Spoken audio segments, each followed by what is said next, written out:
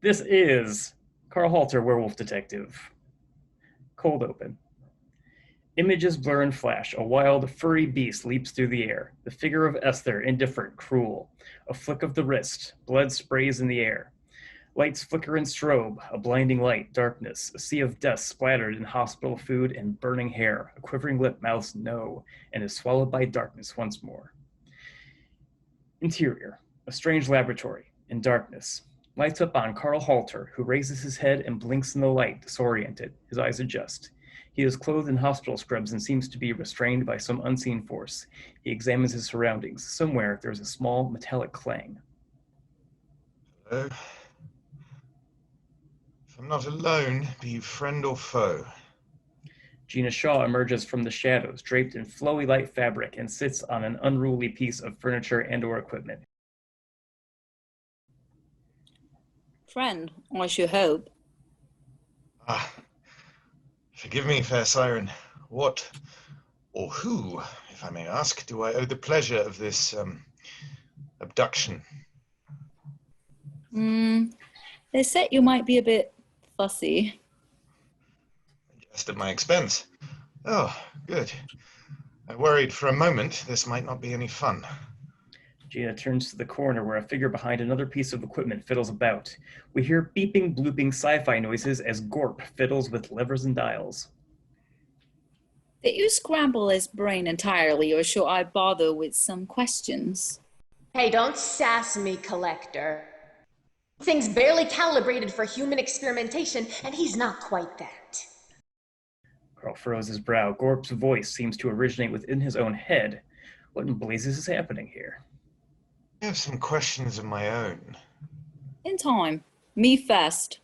I'm an investigator of sorts, you see, and I'm hoping you and the wizard behind the curtain over there can help me find somebody.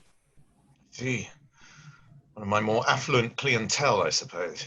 Someone who's wronged you, or are you in it for the payday alone? Not consistently affluent, no, but danger is all the same. I think you'll want to help. Something of a loose end for you, I gather. A few of those. Give me a name, mistress.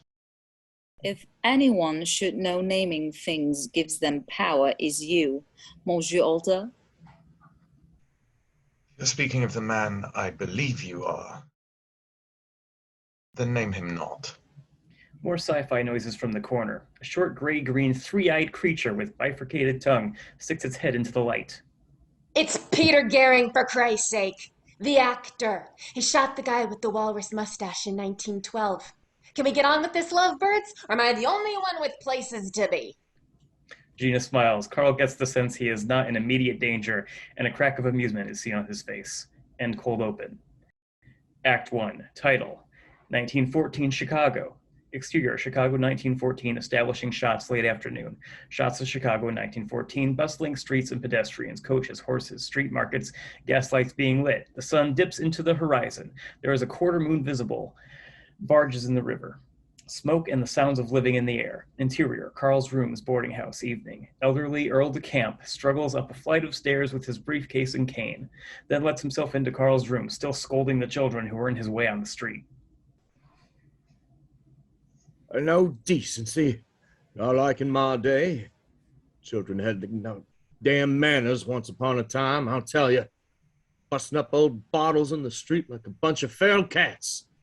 Some bitch little scamps. In the corner, Carl reads and smokes a pipe. If he's noticed Earl at all, we'd never know despite the racket. Earl hangs up his hat and coat and sets aside his briefcase. He pours himself tea from the kettle on the stove and makes his way, still muttering toward the chair opposite Carl. My mother caught me busting up bottles, she'd have whacked me a good one, I promise you that. God dang children. The two sit in silence. Carl reads and smokes. Earl sits and sips. Cold out. Silence. Earl tumbles with his cup. A bit of tea spills. Carl reaches out his hand and steadies Earl's elbow and continues to read silently. Earl sips. A knock at the door. It's open. Tom, a stern and healthy-looking man, lets himself in with an air of authority and nods his salutations. Halter. Come in. Good news? Not the worst. Mind if I, Please, there's tea on. Tommen pulls a chair to his company. I'll pass, thank you kindly, but I'll join you in a smoke. Good man. Earl, having drank his cup down a bit, Carl releases his elbow. Tommen notes the stack of Sherlock Holmes books across the room, lighting his pipe. I'm afraid our little thief has made her escape quite completely. Found her stash under the floorboards, though. Most of it probably. Hard to know how many of our B&Es she's responsible for lately. It's been a scourge on the city. Can't help wondering if she wasn't part of the ring of degenerate youths we've been investigating. How'd you know we'd find her detritus at the madam's house anyway? Ah, Henry. Light work. Should have been your first stop, really. Mr. Baller told you he kept his key in a special sewn vest pocket. Harlots are the only kind I know with fingers that light. Oh, forgive me for not being the sort that hangs around brothels. Saw the vicar, that fiction, did you? You and I aren't friends so close to hurl insults, Halter. Fair enough. Are we friends enough to share in exquisite spirits? Depends what you got and if a game of cards might be involved. Finest imported whiskey next to no money can buy. And were I a betting man, I bet cards just might be in the cards. Indeed. You better be a betting man. If you don't win something off me tonight, old Mother Heathrow says she's evicting you come Tuesday. Damn. We best get started. Carl closes his book, and the two leave Earl to drift to sleep in his chair as they clear some space at the near table. In moments, Earl perks up and rights himself. He begins a low, methodical trek to the bed in the corner of the far room. Tommen tries not to see or pity the old man. He deals cards from his pocket, and Carl pours them drinks after putting a bit more coal in the little stove.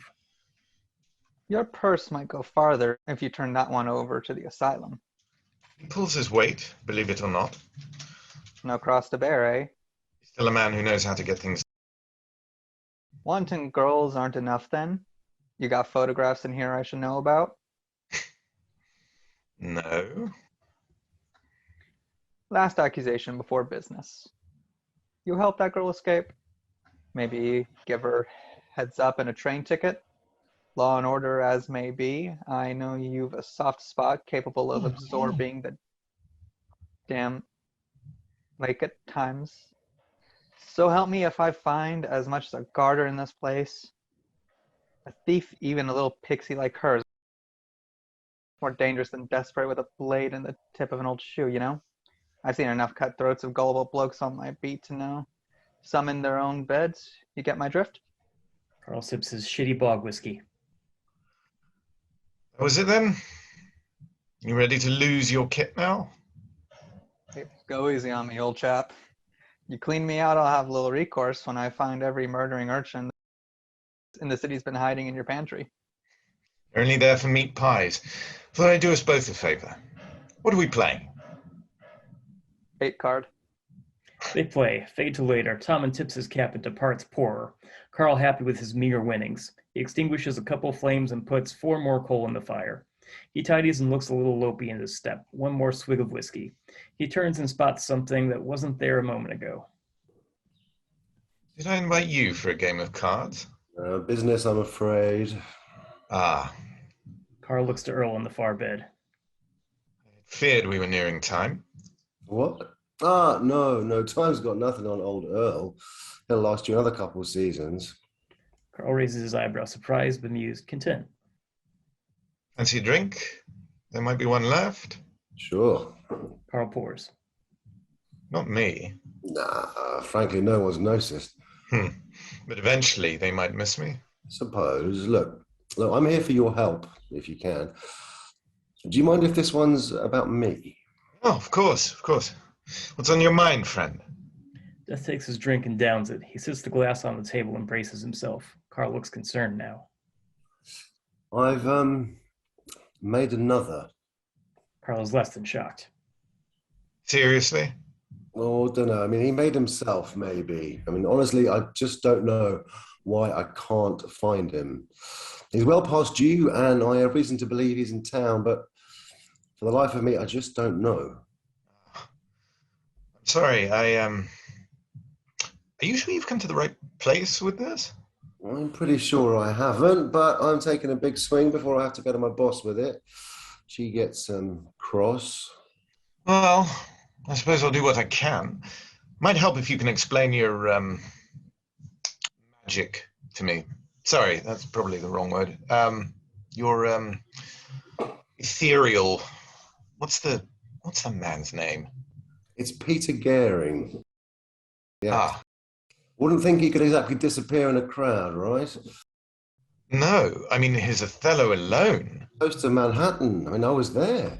Truly extraordinary. The minstrel effect was a bit much. It was a different time. Was it? Anyway, as far as my magic goes, there's some kind of witchcraft, I don't know, keeping me from seeing. Real witchcraft? Or are you just being whimsical? Real as I know. That shock you? Hardly. I may have recently come across just such craft. Though I doubt the same sort of spell could be used for cloaking one against the Grim Reapers for floating jewelry out of a second-story window. Let me look into it. I'd appreciate it. I can't pay you, I'm afraid. I haven't got any money. Please, friend, compatriot, I'm ever in your debt. Yeah. I'll probably have to collect that debt eventually. I know. Until then, I am your humble servant. I appreciate the favour. I could more use a mate right now. I mean, this whole thing has my stomach turning, really. That might be the whiskey. What should I do with him? I don't know. Try not to eat him on the next full moon.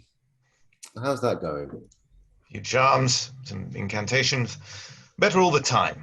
The occasional alley cat seems to calm the bloodlust of my beast on the bad days. I think you ought to go back to writing poetry when this PI thing falls through. You're rusty. Fair. The last review was a decade ago. What was good can be good again. If that were only true. This is gone in an instant. Carl looks around to no one. Took the bloody bottle. End Act 1. Act 2, exterior, Chicago, sunrise. In a back alley, Carl waits. Earl appears shortly, at his pace. Carl waits for him, a little anxious. Well? Hold on. Can't hear you all the way over there. Carl shuffles and looks over his shoulders. Earl reaches him and sits his briefcase on the ground. He bends over with difficulty and opens the case. There are a number of trinkets and tools inside. Earl removes an amulet and brings it up after closing the case again. Good for hexes as well. Should one be aimed my way spontaneously? Well, that's what old Farmere says. Not sure I'd trust his type, but it's what I could scrounge up short notice.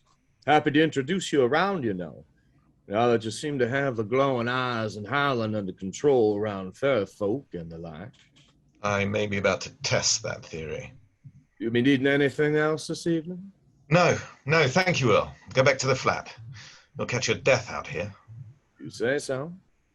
Earl goes, at his pace. Carl drapes the amulet around his neck and tucks it into his cravat. He walks around into another alley and raps 6 times on an unremarkable-looking door. It is beginning to snow, and he shudders slightly. A friendly enough voice eventually pipes up. Who's that, then? It's me, Joby. Halter? Yes. Well, what do you want? Joby, it's cold. Can I come inside, please? Not for business? Not for business. Exactly. Look, I just want to talk to your lady, if she's in. Maybe a cuppa? The door opens.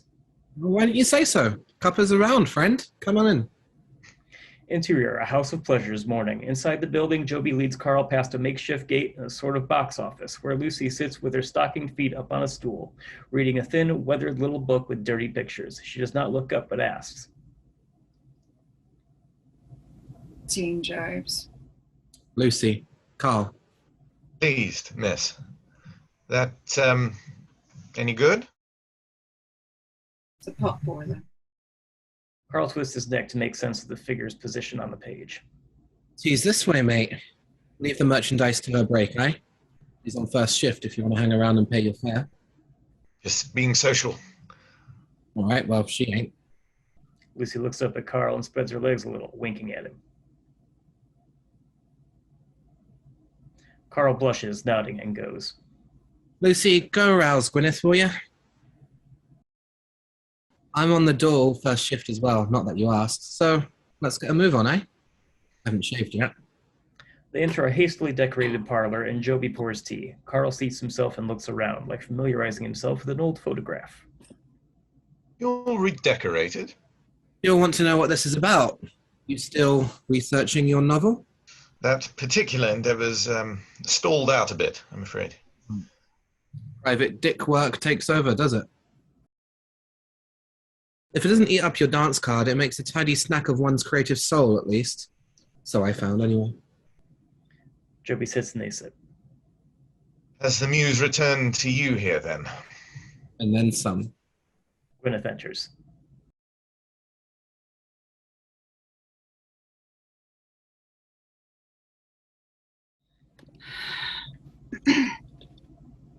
Mr. Joby, Lucy said you wanted me.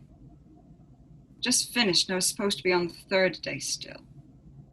Last I checked, Mr. Halter here would like to see our madam. Okay. She'll want to know why. Just tell her it's me. Halter, you said. Tell her her puppy with the biggest brass balls on earth just rolled in for the first time since he shat on her poor beating black heart and ate it all up. You really want me to tell her that? Carl. Just say Carl. Carl. Go. I'm going. You don't know to be a prick. It's fun, though. Gwyneth spits on the back of Joby's head. He does not so much as flinch. Asshole. Gwyneth goes, rubbing sleep out of her eyes and scratching her belly button. Joby keeps his eye on Carl, and they sit a moment in silence. Carl sips. A clock chimes somewhere, and Carl startles, spilling a bit of tea on himself. Joby smiles at his nervousness. Well, back to work. Take so much as a candlestick, I'll hunt you down. Understood. See ya, Wolfie. Carl boils. Carl sits a moment in silence with ticking clocks. Something stirs in the corner, under a blanket, on a fainting couch. That you, Vanessa? She picks her head up. Oh, hey, Carl. What are you doing here? You checking up on me? No. Didn't think I'd need to. Other business. You? Booty business? No, but I suppose I once. Lady Mags walks in. Fucker. Ah! Margaret! Lady Mags to you, Cockstain. What do you want? We're taking care of her. She'll be out of the city by nightfall. I'm afraid I'm here to request another favor. Are you serious? Mags, be nice to him. I'd be in the clink now if not for what he... If not for breaking house rules? You want another 30 lashes? No. Get out. Vanessa tears up a little Leave and pouts out of the the room. Afghan. It falls, and Vanessa bristles against the cold as she disappears. Lady, Talk. I have a certain client. Is your client one of mine? No. Well, maybe. Listen. Let me start by apologizing. Start again. I'm here for a refund. You're coming at me with jokes. Who stays mad at a plow? Lady Mags shakes her head to stop from smiling and crying. End Act 2. Act 3. Interior. A strange laboratory in darkness. Carl in the strange lab has his head down, deep in thought. Well, that's strange. Gina is listening intently, fighting a bit with her hands in her lap. What? Are you starting to remember things? Carl lifts his head. He stares at her for a beat, then drops the bomb. The part where you come in. The tension sits heavy in the room until, spinning dials with their finger tentacles and watching the next scene on some kind of screen. Oh, shit. Cut 2, Interior, the House of Pleasures, Chicago, 1914 day. Lady Mags and Carl walk down a descending spiral staircase into a foreboding basement. Carl is bewildered by the machinery. It's a bit steampunk, a bit otherworldly, a bit occult. Lady Mags lights candles and chants over markings on the ground. The machinery lights up and steams. Warring commences. Margaret, what am I looking at? You wouldn't understand if I told you. Is it even of this world? If you're talking about it. Right. How did you acquire this? Some of the girls put it together after we got a hot tip about a crash on the Baltic Sea. How it got to our order is a whole story. I've got things to do. The charm is activated, speak the name of the one you seek, and pray this metal monster find its target. As Carl leans into the glowing ring of light above some sort of pulsating console, Gwyneth creeps silently on the stairwell, out of sight of Carl and Lady Mags. She has a pistol. Carl opens his mouth to speak. He takes a breath, but before he can utter a syllable, a shot rings out. Bang! Then another, and another. The air goes out of Carl. He turns to Lady Mags. Her eyes go wide and blank as she falls. Carl looks down. His hand is covered in a fine spray of blood. A hole pours a thin stream of blood from the middle of his vest. He lands next to Lady Mags, gasping now for air and in some state of shock. Lady Mags does not move at all. Gwyneth creeps by them, the pistol aimed down. She looks upon the mechanisms with wonder and leans her own face into the light ring. Here Lady Mags opens her eyes and whispers, looking at Carl just before Gwyneth speaks into the ring. I chant them us. Death. Carl's eyes glow red and his body starts to contort. Gwyneth is blown back as the machine produces sparks and an atmospheric blue charge. A wet-looking bubble forms in the air above them, and in its center, Gina Shaw fades into view, seemingly imprisoned and in pain. She screams an all but completely muffled scream of horror. Lady Mags crawls to her bloody stomach and reaches for Gwyneth's dropped pistol. Gwyneth is regaining her equilibrium as Carl crouches, his clothes splitting at the seams. Gwyneth looks to her prisoners and seems confused. That's not the man in the black coat. That's the wrong one. No. Peter's going to be so mad. Click. The pistol's jammed. Gwyneth looks to Lady Mags on the ground. Click, click, click. You bitch! Gwyneth kicks Lady Mags in the face. Then Carl leaps on Gwyneth in full giant wolf form and bites into her skull, crushing it like a grape before she can scream and ripping her spine out of her body, which falls to the ground with a splat. Carl, the werewolf, chomps at her again and swallows most of her torso whole with a series of rips with his massive claws, leaving little but her dangling limbs to fall to the ground once more. The impotent amulet Earl gave Carl falls from Carl's wolf fur and breaks on the basement floor. Lady Mags waves her arms as Gina watches all of this, still floating, eyes wide in her torture bubble. Lycanthomat! Lycanthomat!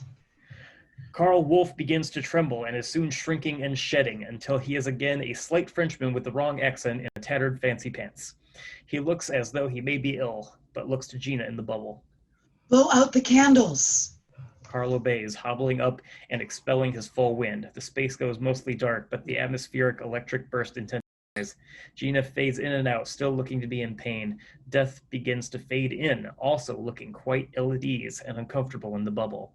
Back and forth, we see Gina and Death appear and disappear within the bubble. Finally, the bubble bursts and Death topples to the hard ground. He gathers his senses. Fucking hell.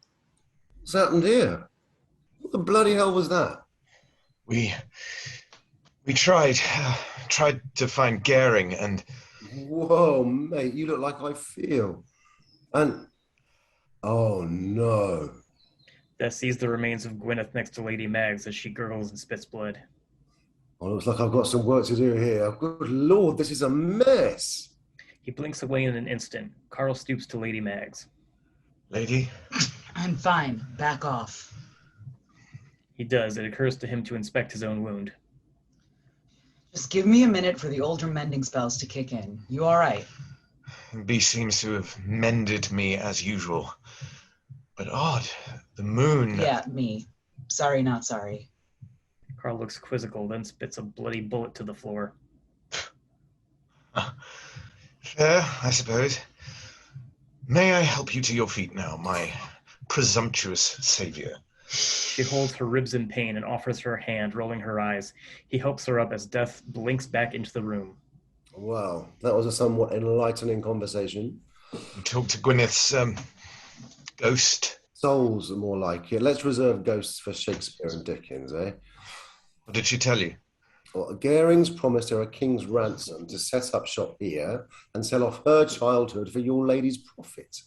Hold up until she could locate whatever this contraption is. Lock me up and stop me doing my job of ridding this mortal coil of old Pete once and for all, I guess. Sell her childhood?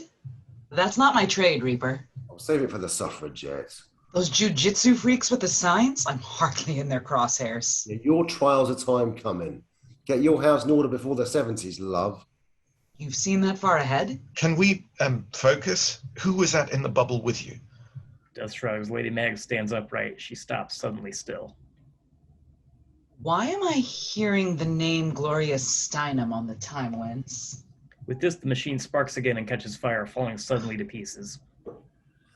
So much for locating Goering with the cosmic mousetrap. We may have to rely on more classic detecting services. Lady Mags looks around at the bloody, smoldering mess, and she draws flame-retardant, luminous protection runes in the air. So glad you boys stopped by. Come back when you've got something else worth burning my house down. Death and Carl look sheepish and embarrassed. Death takes off his coat and offers it to all but nude, still trembling Gwyneth Bloody Carl. And Act 3. Act 4, exterior, Chicago, evening. Joby carries Vanessa's sack to their automobile. There's a light dusting of snow on the cobblestones. You promise it's safe? Safe as houses. Is it magic? Magic as a clock, love. And as reliable. Come on now.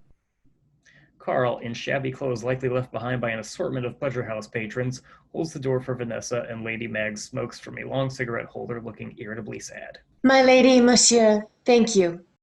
Pray for me. Carl nods. Lady Mag looks away and breathes a cloud. Joby tips his hat, and they are off. Carl watches with Lady Mags as they go. I'm sorry to bring you trouble. You spare as much as you cause, I figure. Breaking even's a good day for most, things being what they are. Darken my doorway again? Do it on your knees. I'll take half light if I can get it. She moves like she may kiss him, blows smoke in his face, and walks back to her house. Carl coughs and grimaces, then strolls off into the night himself. Cut 2, interior, a strange lab in darkness. You said there was a second time? I'll ask the questions. Thank you, Gulp. Excuse the hell out of me for trying to keep on schedule. There was a second time. Back 2, interior, Carl's rooms, Chicago, 1914, at night. Carl enters his rooms and decamps. He settles into his chair and lights his pipe. Earl snores in the far room. Gina fades into being in front of him, looking alarmed. Carl releases smoke from his lungs and tries not to startle her or betray his own panic. Well, It's all right. I'm not supposed to be here. Carl remains calm, and Buchanan tries to ease her worry with his eyes. You're safe here. This can't be. I just said goodbye to you. What's happening? Do we know each other? I think in another time. A moment hangs. A name. Gina opens her mouth but fades in an instant and is gone again. Carl just sits, utterly bemused. Cut 2, interior, a strange lab in darkness. Third. Back 2, interior, Carl's room's night. Carl in his lavatory shaving turns around and seeing Gina, who looks frightened and disappears again. Cut 2, interior, strange lab in darkness. 15th. And a 27th. Gina looks sad but knowing. Back to interior, Carl's boarding house at night. Mother Heathrow is waiting inside the front door. Before Carl, an open packet in hand, can move on to his rooms, he must get by her. Evening, Lady Heathrow. How are you this fine, You're 3 weeks late, Halter. Would you believe me if I told you rent's in the post? If that's how we're doing it, December better be in the post too. Wretch that I am, I have stooped so low my credit's no good with my dearest friends. We'll be friends when you give me a reason not to put you on the streets where I found you. Surely my rat catching alone counts for something. You ate my cat, scoundrel. I should add emotional damage to your bill. I can find you a new cat? In a week, I'll replace you with one. In a week, I'll buy you 10. Your lies multiply like rabbits, Professor. I'll catch them too. I should charge you for your banter. Can I get by then? 1 week.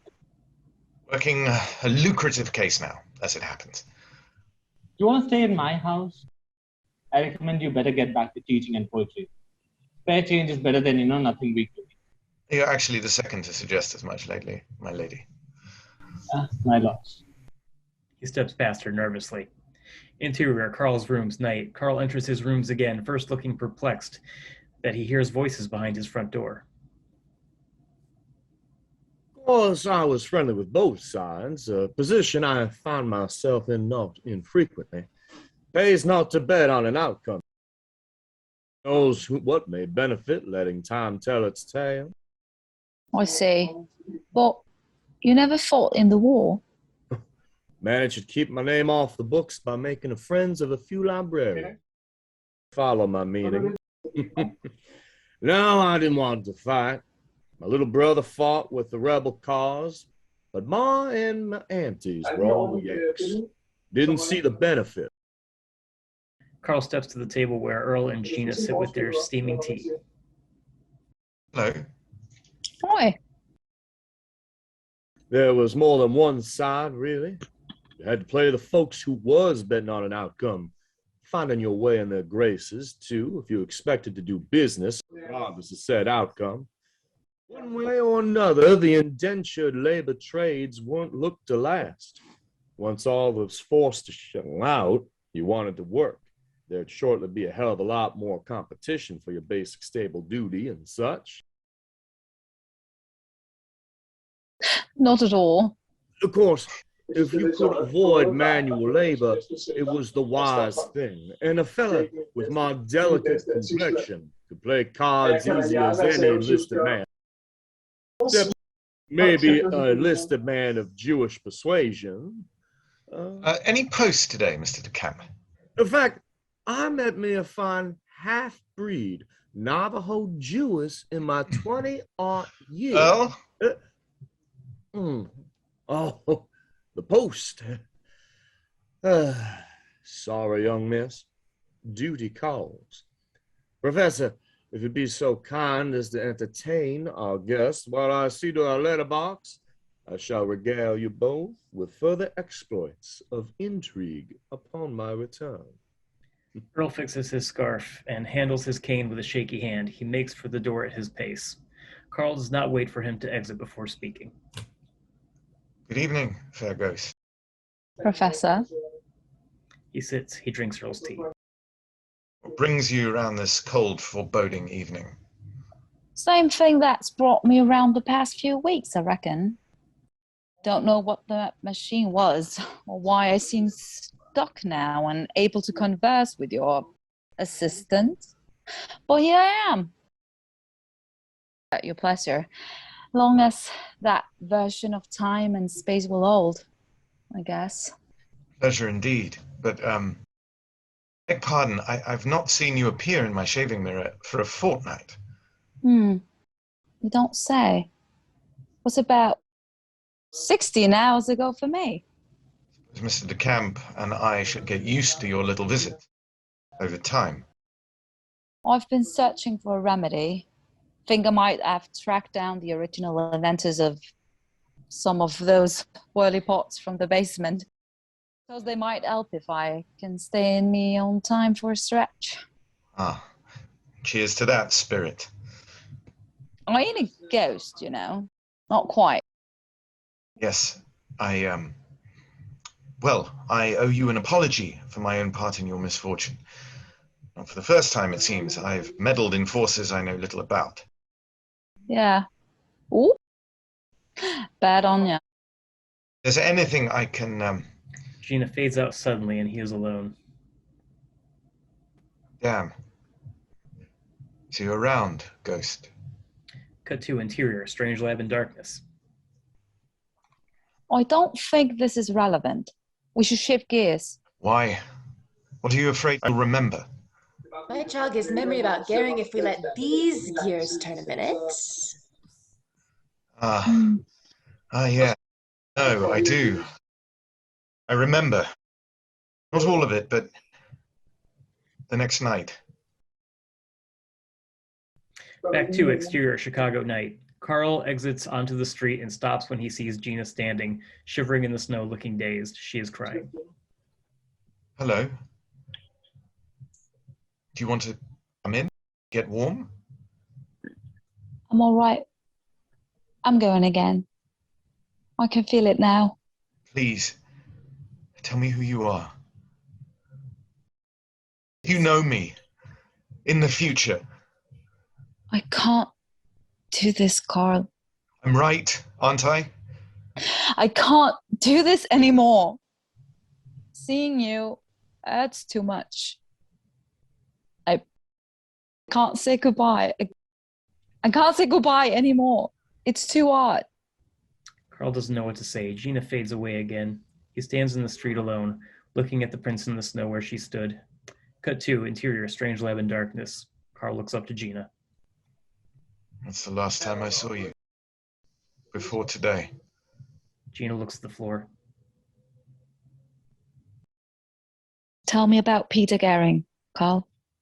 Carl considers. Time ticks away. This is silly. You know, I can rematerialize his brain and hack it with a lobotomer scan, right? I have it in 2 seconds. Minimal splatter. Gina maintains her sad gaze at the ground. And Act 4. Act 5. Interior, a strange lab in darkness. Carl looks not to Gina, but to Gorp and speaks.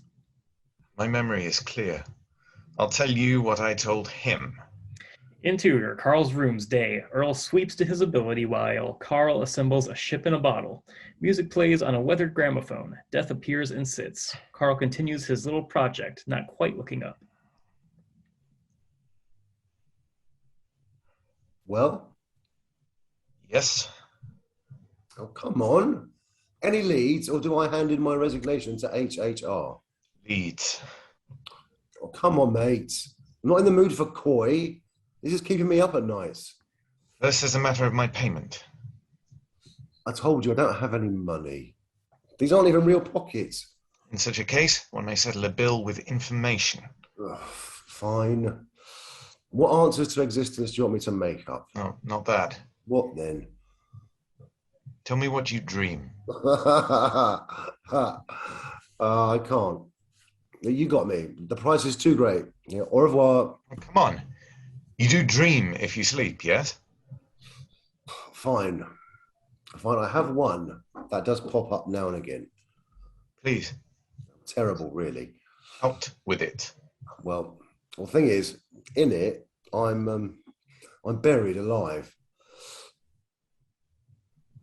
You don't say. Come on, tell me what you've got already. You might want to pour yourself a drink. I'm already drunk. Well, acquiring Gehring's acting resume was the easy part. He spent a number of seasons doing dinner shows at the Chicago Inn Playhouse. I spoke to the box office, who had his New York Playhouse address on file. A series of telegraphs turned up, a laundry list of mostly melodrama and vaudeville fairs around the Midwest, and depositing him in Seattle, where he apparently gave up the arts for industry. Supposedly, he slipped beneath some logs and drowned. Well, yeah, that's what put me first on the hunt. I looked for the body. So did the local authority, to no avail. Well, they hardly scratched their heads, of course. I managed to dig up an insurance policy paid out to one Marjorie Laster. Her mother sent a photo in hopes I might send word, if I see her again, to come home, where she is quite missed. Look familiar? Carl places a small photograph of a much younger Gwyneth on the table. Death shakes his head with the revelation. Married? As much as you can marry a growing child in heels and a veil. Didn't stop her cashing the check, of course. That picture can't be that old. They make Chicago their next stop, I assume. Hardly. They traveled by train to a number of cities, presumably working one con or another under assumed aliases, gathering potions and hexes as they went. And once he was onto you looking for him, figure it was none but a charm he picked up off an acquaintance of Earl's in Toronto that kept him breathing in the first place. Blue Morgan said the fella looked pale as a sheet and thought the girl might be his daughter. Come along to keep him from keeling over, nursing him like. They paid in sawbucks and jewelry and a duck figurine.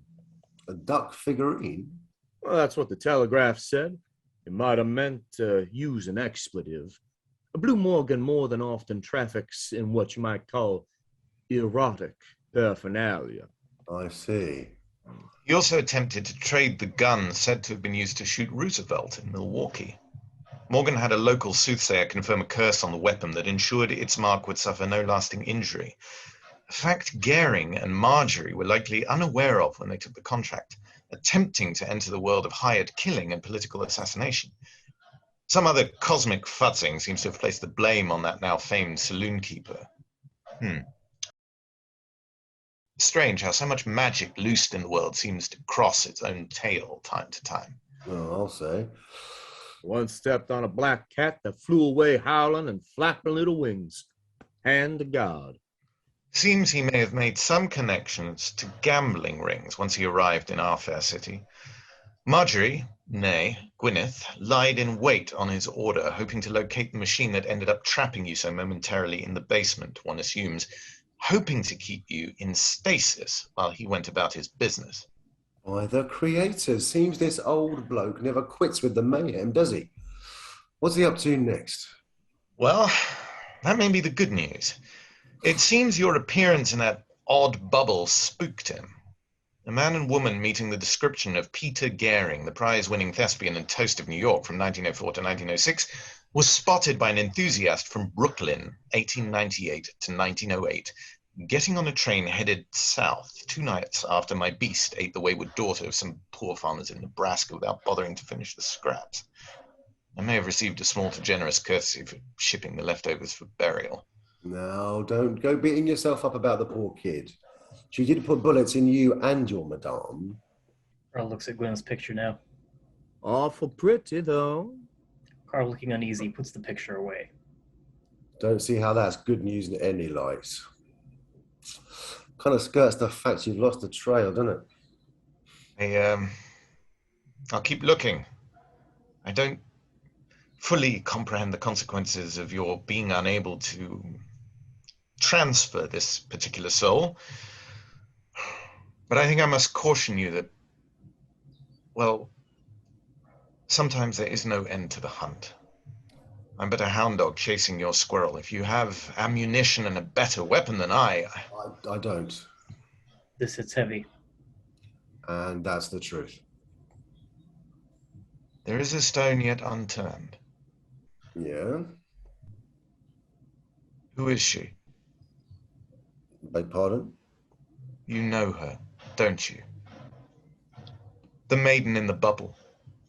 You were fading in and out, but the two of you were practically joined at some point.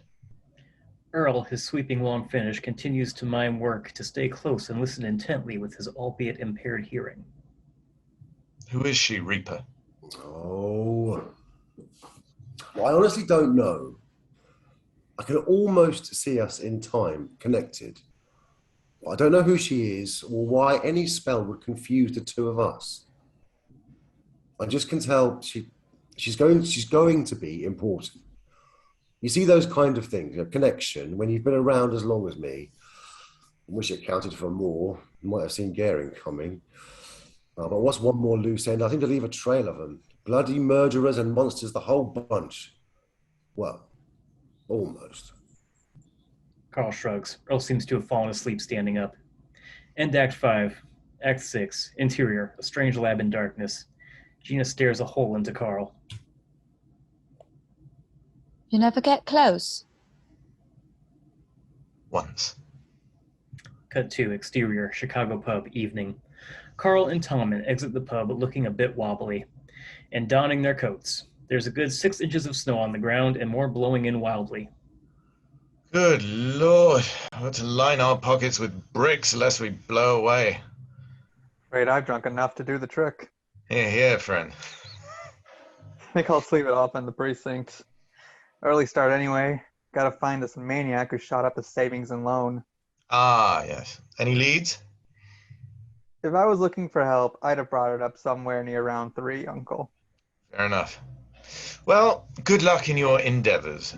As to yours, shall I hail you a coach to assist in your endeavor? No, I'm all right. Prove it by surviving the walk home. Yes, yes, yes. Vampire urchins everywhere. Ah. Hey, don't joke about urchins, you bastard. They'd skin you alive soon as look at you. Ship them all off to the European causes is what I say. As you would. Good night, Henry. Not Carl. Seriously, don't get jumped. Aye. The two part ways, and Carl dons his fancy top hat, bracing against the wind which inevitably takes it. He's in no state to run in the snow after it as it rolls into the night. Drat. It is here we get the slightest sound of Gina on the wind. It is unintelligible. Is that you, Ghost? Oh, no. You're gone to me, aren't you? Or are you? I've dabbled in the spiritual world, you know. As much as anybody. Reached out to souls across time. Did little good. Mostly just confused me. Exposed a few frauds in the mix. But we're linked now, aren't we, Ghost? Perhaps we always were. When I saw you in that cursed evil bubble, your prison, it were as though I'd known you throughout all time. Yes. Yes, I do think that's the case. How many lives must I lead before I forget a face?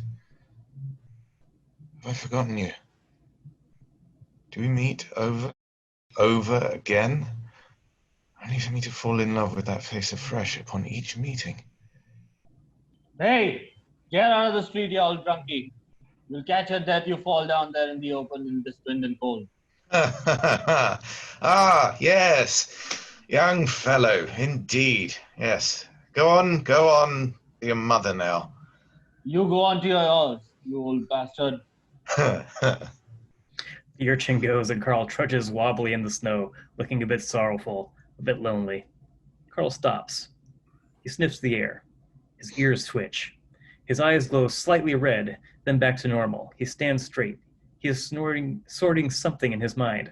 Finally, he calls out into the night. Reaper! Moments pass, disappears. You rang? It's better be important. I don't just pop up for just anybody. It's him. Gehring? Honestly, I'd just about forgotten him. Where? On the air. Well, that's really bloody helpful. His scent. You can do that? I'm all but sure of it. I think this perfume was in the room when I investigated a homicide last March. And John Vanessa was shot and robbed in front of her. He masked his face, but I remember the scent paired with her own seeming. Peculiar. Sour. I think I can follow it. Well, that's a neat trick. Assemble a posse. We'll need help. If I've surmised correctly, he's employed supernatural agency of late. And perhaps fetch my larger coat from my rooms when you get a moment. Sure, chum. On it. Let's crack. Death disappears and Carl falls to his knees, shifting his form with mild distress. A break in cloud cover reveals a 3/4 moon. Dog Carl, smaller than the beast we've seen, but still a formidable coyote size, wiggles free of his clothing and stalks the cobblestone, sniffing the air, ears twitching, mouth watering. He meanders down alleys and ends up making his way down the lakeshore paths until he comes upon the Blackstone Hotel. Coyote Carl shifts to naked human trembling form. He leaps successfully and begins to climb a fire escape, shifting to full beast mode as he nears the top and climbing on all fours again. Wolf Carl makes it over the side of the building onto the roof. It is very windy, but less snowy now. Wolf Carl takes in the sight of laboratory equipment and odd-looking steampunk machines strewn together with thick cables, adorned with many large glass bulbs. It's a familiar enough sight. A figure steps out of the shadows and looks like he may speak. Instead, the figure produces a device wired into the complex system and hits a switch. The machines whir and buzz, and in short order the bulbs begin to glow. Lightning is called down from the clouds above with a thundering boom and spreads itself over the high point of the machinery. A ring of energy spreads around the roof, and Wolf Carl finds himself held tightly by a ring of sparking blue energy. Wolf Carl howls and blinks in and out of his beast, coyote, and human modes until human is what remains. In all of this, a distant hot air balloon high in the sky has grown closer and closer. Carl, in pain and yet restrained, looks up now to see and recognize the balloon being piloted out of sight of our dark figure by none other than Earl de Camp, holding something like a rocket launcher, save for a great horn at the front instead of a rocket, and large sparking bulb of its own at the tail end. Earl is holding it shakily, with much difficulty.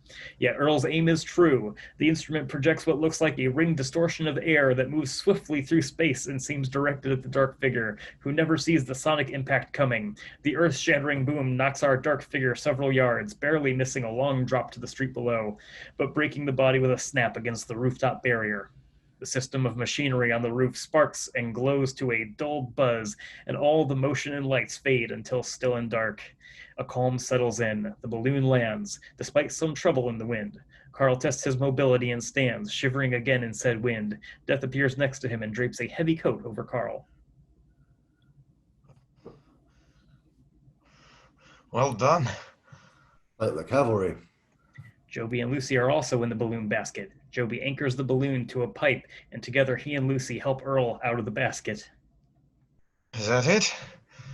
Have we, No, not quite. The old bloke's soul ain't normal no more. It's like a hive of locusts swarming around in the air. Can't quite get a grip on the fucker. Here Earl cringes and falls to the floor of the roof, gasping for breath in Joby's grip. Oh no! Early bear. That'll help. Suddenly, Earl springs up, his eyes black, his body now sturdy and strong. He bats Joby and Lucy away with a single swing of his arms, and they go sailing several feet in the snow. Sparks emit from Earl's hands, and the machinery activates again. Lucy, love, now might be a good time to let loose with any hocus pocus you've got lying about. Lucy begins moving her hands in the air and chanting what sounds like gibberish. Haka hai jum loud, Miller bat moffa abdomen. Bagalai, come on, spirits! Get a move on! Earl seizes again and falls to his knees. The machinery sparks, and now Death seems in trouble, arching his back as blue energy lights up around him and traps him in that damn bubble once more. Oh, for fuck's sake. Joby pulls a baseball bat out of the balloon basket and promptly starts smashing the glowing bulbs of the evil machine. Lightning sparks about. Carl shakes off his coat, shifts back to beast mode, and helps tear the monstrosity apart, his thick, monstrous fur getting a bit singed in the proceedings. All the lights go off again, and Death is released, falling to the roof floor, gasping for breath. Everyone is relieved, including Earl, who looks up now, seeming back to his old, brittle, befuddled self. Are we outside? Carl, humid again, puts his coat back on and moves to Earl. getting some nice air, old chum? Are we taking the boat back? Flying boat? Yes, I suppose we'll do. Death Freed stands and looks to the dark figure's body. He kicks it over. It's just Ash in a suit and bowler hat. Did we win? We lost, didn't we? Joby sits on the ledge, worrying a toothpick in his teeth, not looking particularly concerned about anything at all. Broke even, I'd say. Earl coughs and Carl just shakes his head and pats Earl's back. Death is, to say the least, distressed. Sirens and lights in the distance. Tommen appears with the hotel manager through the access door. Just what the devil's going on here? Joby, baby, I've got priors. Silence is golden, love. Gold is silver? What are you talking about? I swear I never understand nothing that comes out of your mouth. Tommen looks sternly to Carl. Well? Would you believe we all happened upon this scene after one more nightcap? End Act 6. Act 7. Interior. A strange laboratory in darkness. We looked. We hunted Goering for years. It seemed he'd gotten better, perfected masking himself. By the trick with the camp, one assumes he's able to change his face. It's anyone's guess what he's been up to in the interim. What horrors of our age he may have been responsible for. Nothing good. Nothing good. I'm betting you've come to me now because my friend's loose and needs tied. Slate needs cleared. I take it you've been doing his tying, his cleaning up. I'll assume that means he is somehow no more. Gina looks away again. A long beat brings Carl to realization and clarity. It's death. It's you, isn't... Oh my. Yeah, he is nearing full memory capacity here now. You want me to zap him again? No. Gina? Oh God. Jin. My sweet... Don't. I can't. I can't. I can't say goodbye again. Oh. Oh no. Jin, what have you... I died. You sure, boss? Zappy zappy? No. Okay, all right. Have a moment. All good. Cool. Cool. But what... Oh no, Gina, what have you done?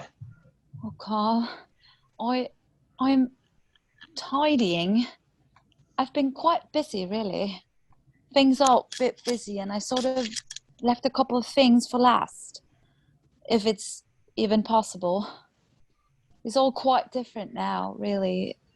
I don't know where to begin. Then tell me why. Why? Why you've done this. Why have I been denied my end yet again? Am I cursed to wander existence for eternity? Will I ever know rest? Is it my punishment to never receive comeuppance? To anticipate it so long that there are days? Was I ever so cruel and cowardly, so idle, crass, or careless? Was I, after all, truly inhuman to such degree? No! I loved you. Carl, I loved you. Carl's head falls as if he has fainted. Gorp! I didn't zap him! Oh, God. Carl! He comes to.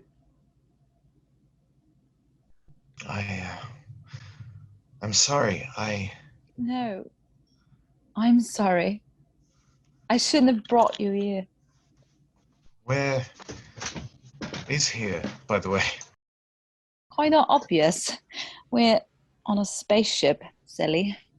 Maybe less obvious that it time travels. No, I had sort of put that together. I'm sorry.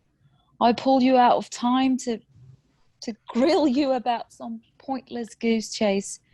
Oh, God. My love, I'm so sorry. And to cut my heroic sacrifice in the cafe with Esther a bit.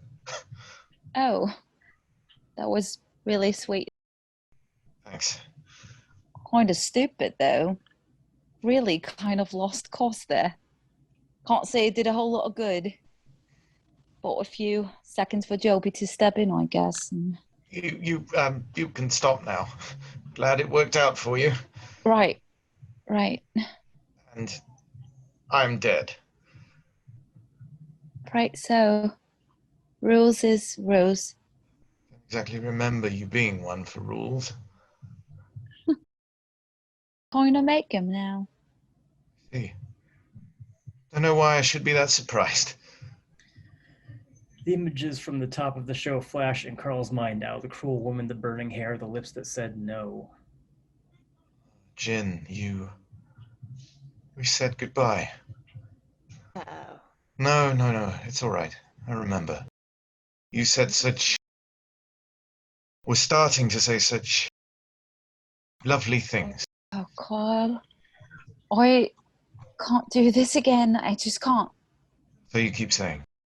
And you won't have to. Release me, Gina. I'm ready. What if I'm not? It's the goose chase. She knows he's right. Maybe I can bend one rule a little bit. A day anywhere you want to go. And we can maybe negotiate where you are energy transfers from there. Jin, I've had all my days and more. My cup overfloweth with last days and mulligans and gifts on reflection.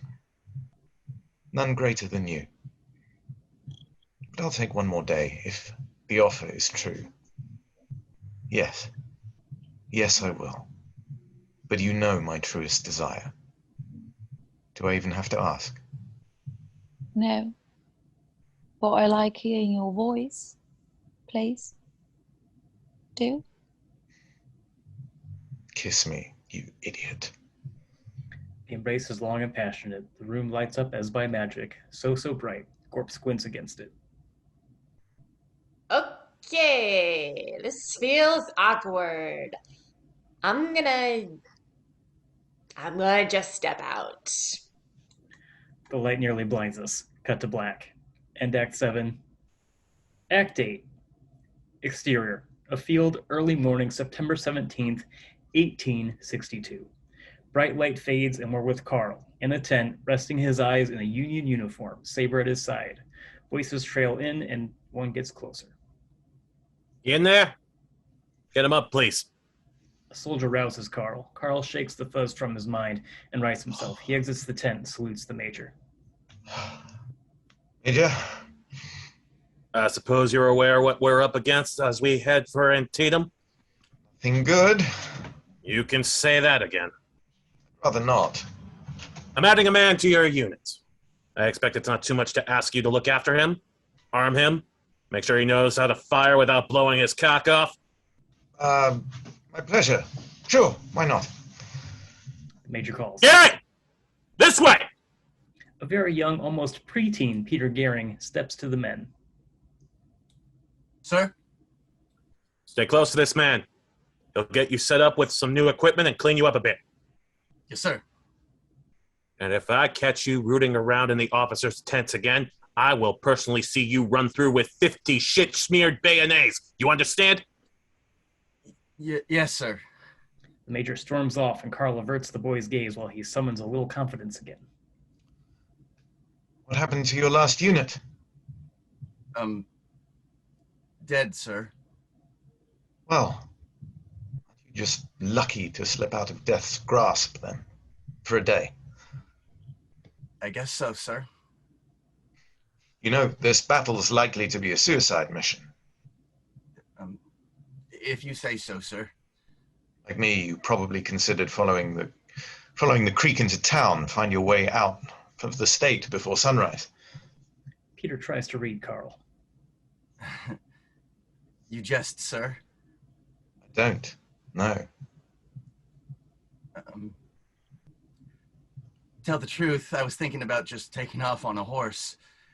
I hear there's a traveling show looking for actors. Yeah. Yeah.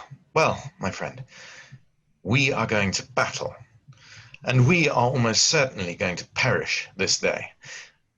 And I'm not letting you out of my sight. Would you like to know why? Peter looks scared. Why? Because, young Gehring, I owe a guy, and I love a girl. Peter tries to figure out just what is happening here. He decides to laugh it off if he can. Well, if not for love.